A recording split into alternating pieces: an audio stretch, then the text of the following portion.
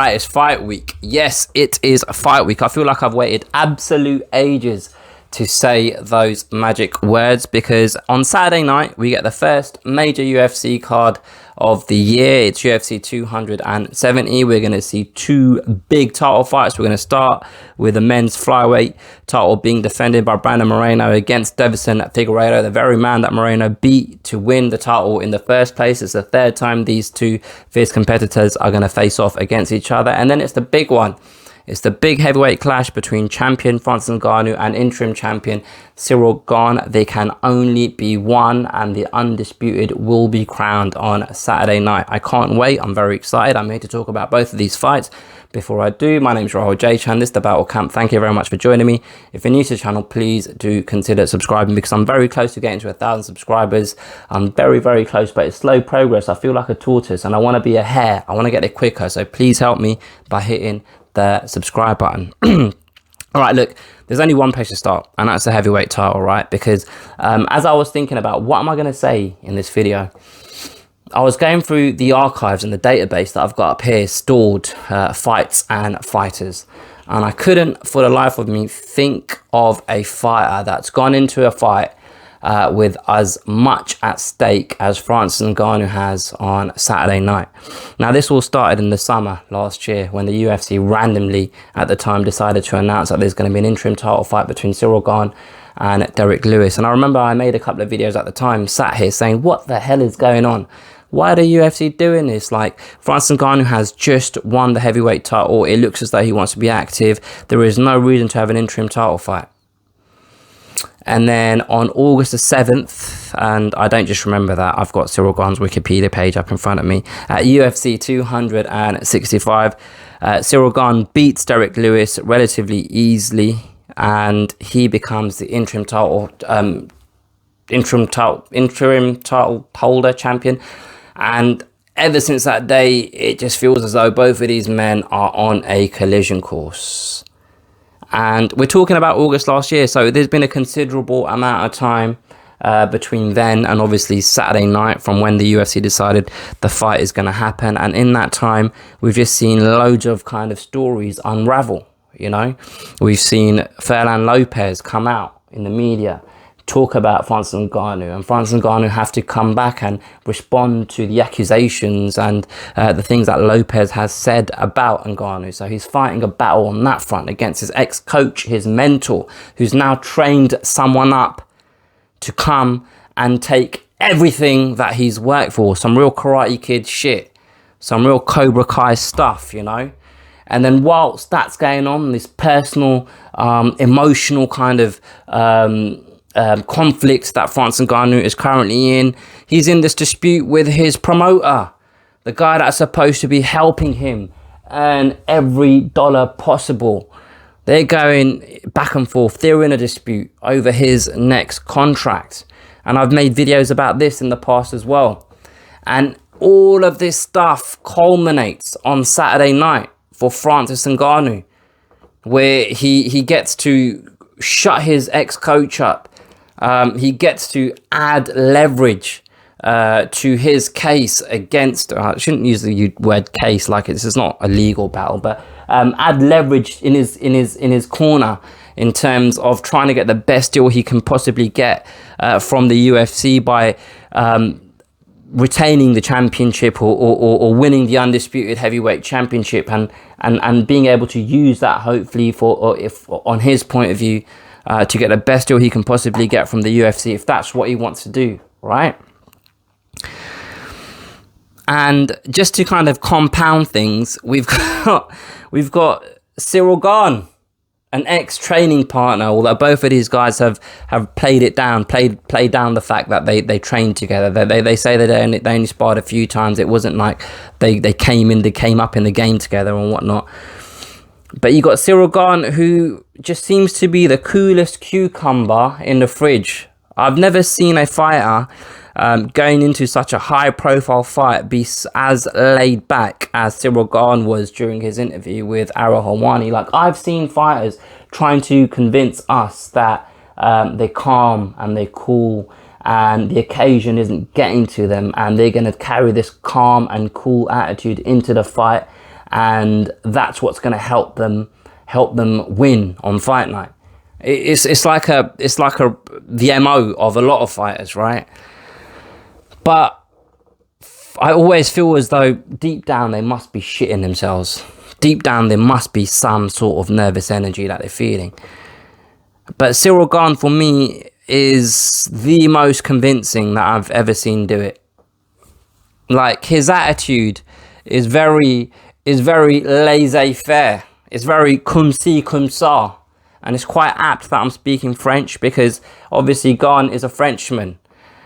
And Francis Ngannou left Cameroon, and where did he learn how to fight? France. I'm cultured like that. But yeah, man, like, I've never seen a fighter admit such tranquil energy before such a big fight. And it's just total juxtaposition in terms of Francis Ngannou and Ciryl Gane, to the point where Ciryl Gane was like, well, if I lose, I lose. It doesn't really matter. I don't really mind losing. I'm paraphrasing, but he was saying something to that effect to Arahawani. It's almost as if Ciryl Gane didn't have a dream to be a fighter. He just happened to be good at it, and it pays the bills. And he understands that to get better, he needs to fight better opponents. And there might be setbacks, but it will help him grow in the long run, right? That's kind of what I take from Ciryl Gane's attitude. And speaking of this not being his dream, it wasn't Francis Ngannou's dream. It wasn't Francis Ngannou's dream. He's always wanted to be a boxer. He's still talking about it to this day. To this day, he's still talking about wanting to be a boxer. And it's his ex-coach, Fernand Lopez, who I spoke about earlier, who they were in this there's this conflict between both of these guys, and Fernand Lopez is the one that put Ngannou on this path to be an MMA fighter. There's so many different kind of weaving storylines going into this. I find it so interesting, and I've been talking for 7 minutes about this, and I haven't even mentioned about how good both of these guys are on the octagon and the styles that both of them have. Do you know what I mean? I haven't even spoken about how dominant both of them have been throughout their UFC careers, but in such different ways. I'll touch on that in a little while, but the storyline going into this is just it's like it's out of a film. Like, Dana White mentioned how, oh yeah, WWE couldn't have scripted this any better when he was talking about the fact that Fernand Lopez is the guy, you know, all of the background between Fernand Lopez and Ngannou, and the fact that Ciryl Gane and Ngannou have trained together previously, and then you've got that backstage clip in true WWF Raw back in the day Attitude Era fashion, where Ngannou was walking past and Ciryl Gane was stood there and Fernand Lopez was stood there against the wall, and they kind of blanked each other, and that really gave me that nostalgic feeling of WWF back in the day. But to me, that's not the story. The story isn't just the history between both camps. It's the fighter going up against the man, the boss, and having to do it the hard way in terms of trying to get the deal that he wants. That's the story. That's the big story going into this. Now, the fight itself, man, like, I'm a little bit surprised about how much I've seen people kind of lean towards Ciryl Gane, and I understand it, right? Because Ciryl Gane is a guy that is incredibly technical. He's obviously very, very good, and it's just, we're not used to seeing heavyweights move the way he moves, right? It's like he moves like a middleweight or a light heavyweight, like a Gustafsson. Like, and I'm not saying he moves like physically like Gustafsson. I'm just comparing the fact that Gustafsson had very good movement as a light heavyweight. Like, for that size and frame, you don't see it very often. And that's what Ciryl Gane does, right? And Francis Ngannou is the bulldozer. He's the guy with the power. And you know what? This is the closest thing that I can think of in MMA to the build-up to the first time Deontay Wilder and Tyson Fury fought each other, because it was the power against the technical boxer. And this is quite similar. You got the technical striker against the power of Francis Ngannou. But don't get it twisted, because Ciryl Gane's got his own power. It's not like he throws these pillow fists. He's got a number of finishes on his record, and the last one being against Derek Lewis, a guy that Francis Ngannou has lost to, right? So I understand why people are kind of leaning towards Cyril Gane, but personally, and I don't know whether it's because I kind of feel for the predicament that Francis Ngannou's in, and just for the sake of his own leverage in this contract dispute with the UFC, I know that it's beneficial for him to win this fight, but I feel as though people aren't giving Francis Ngannou the credit that he deserves a little bit, because he showed a different side to himself against Stipe Miocic when he eventually won the title. He avenged that defeat that he had the first time they fought each other. And the thing that I noticed the second time that they fought is obviously he was a lot more patient. He wasn't just rushing in, going in for the kill, which is what we saw in the first time they fought. And that kind of attitude that he had the first time they fought, that taught him a couple of things. One, you need to conserve your energy, and two, you need to be cognizant of the fact that your opponent might want to take you down, right? And I don't feel as though that will be as much of a threat against Cyril Gane about the takedown threat. But I do feel as though if both, because we've seen Cyril Gane in a fight, I think, I'm pretty sure it was against Rosenstruck, where not a lot happened, because both of the men in there were waiting for each other so they can counter strike. And I fear that with so much riding on this fight, that Cyril Gane is a very patient fighter. That's how he fights, right? He waits for his opponents to make mistakes. He'll touch, tap, and wait for an opening and try and take advantage. And if Francis Ngannou is very patient and waits for Gane to make a mistake, that mistake's not going to come. And then what we're going to get is a stalemate and quite a boring fight.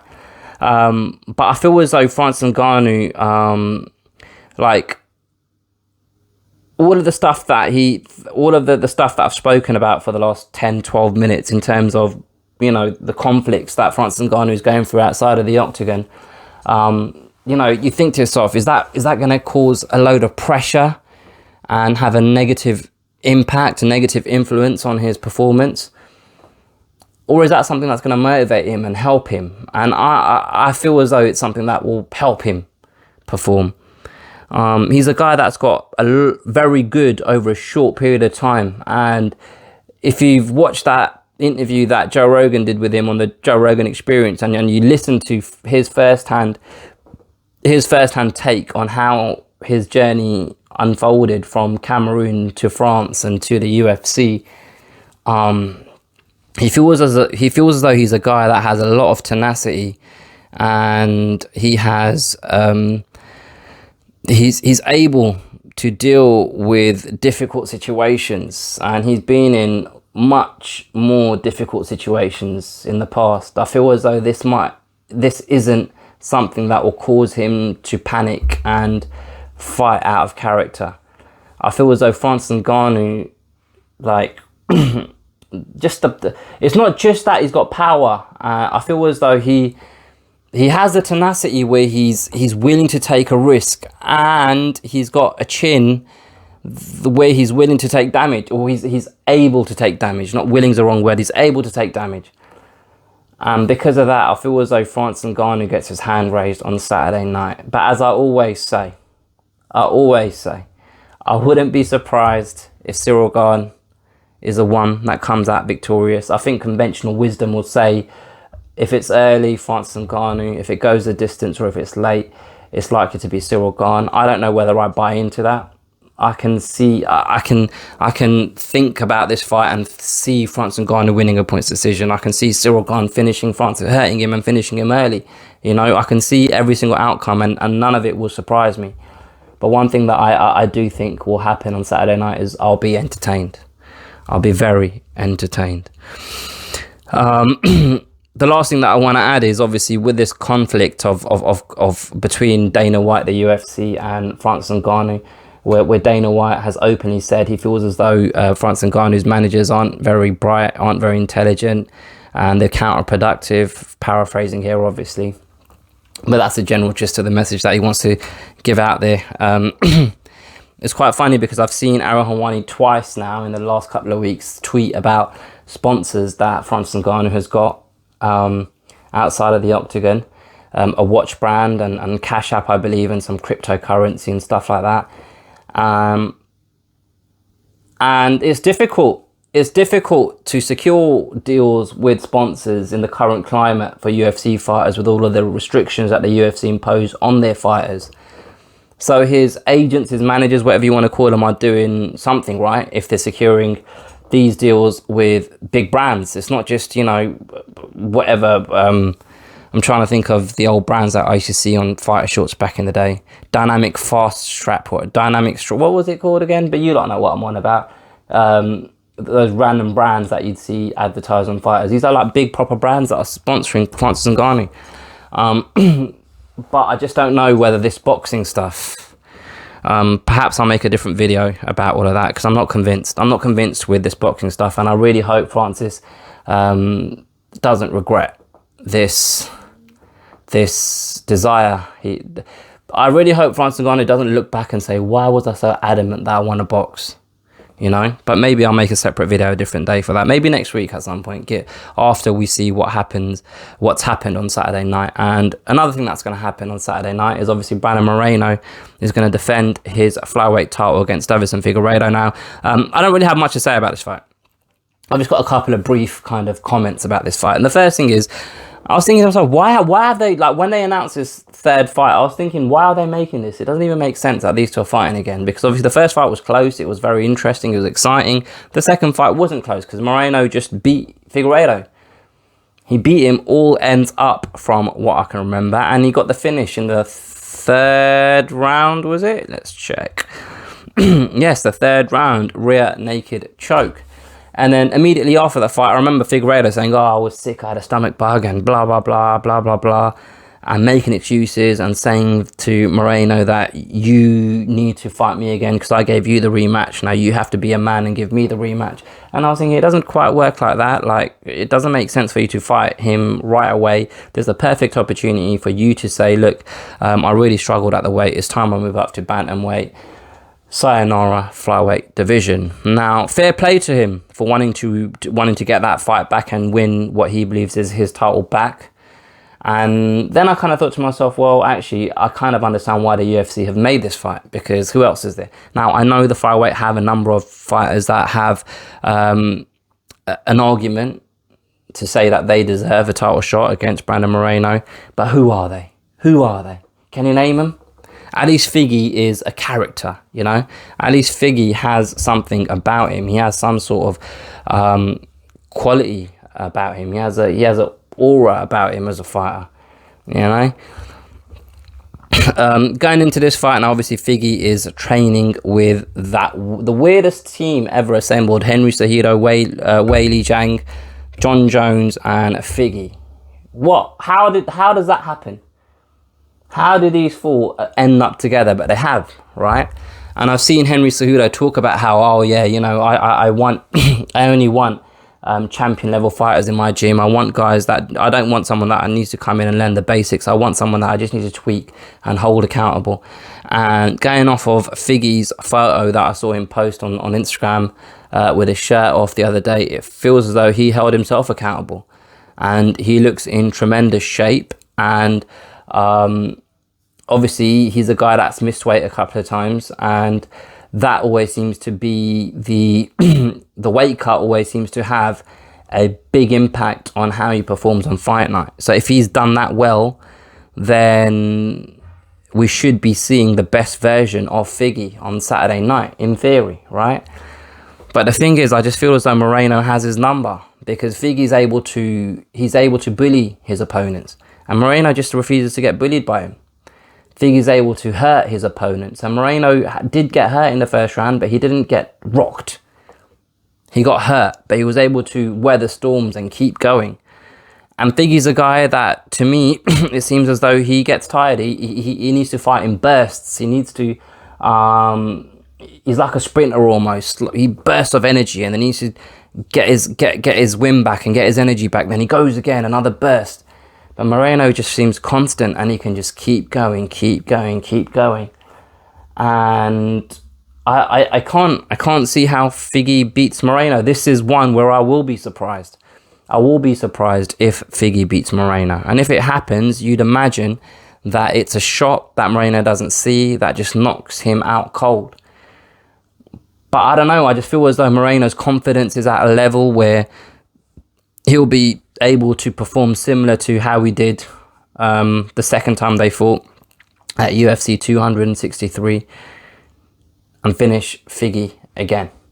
And those are my thoughts about Saturday night, because I don't really feel as though any other fight on the card is really worth going into and talking about. There's not really that much to get excited about apart from those two big title fights. But that's enough. I'm quite glad, actually, because it means I can go to sleep and just like wake up at 4 o'clock in the morning and then watch it, rather than staying up until 5 in the morning and then trying to sleep a little bit and then getting up again, because on Sunday I'm going to watch the Arsenal match, so I need to be up out of the house by like 10:30, you know, so I can't be up all night and then sleeping for 2 hours and getting up to get ready again. Do you know what I mean? I'm old now. I'm 35 years old. I can't do it. I can't do it anymore. But anyway, these are my thoughts about Saturday night. Feel free to share your own below. Feel free to respond to anything that I've said in this video. I'll definitely respond back to your comments. If you've enjoyed this video, please do hit the like button, share this with a friend, or 2 or 7 or 34, and also hit the subscribe button, because like I said in the beginning of the video, I need some more subs in here. Anyway, I'll catch you guys on Thursday, where I'll be talking about something, and I don't even have any ideas for Thursday's video, so if you have, please feel free to put them in the comments, and if I like it, I'll talk about it. Catch you guys next time.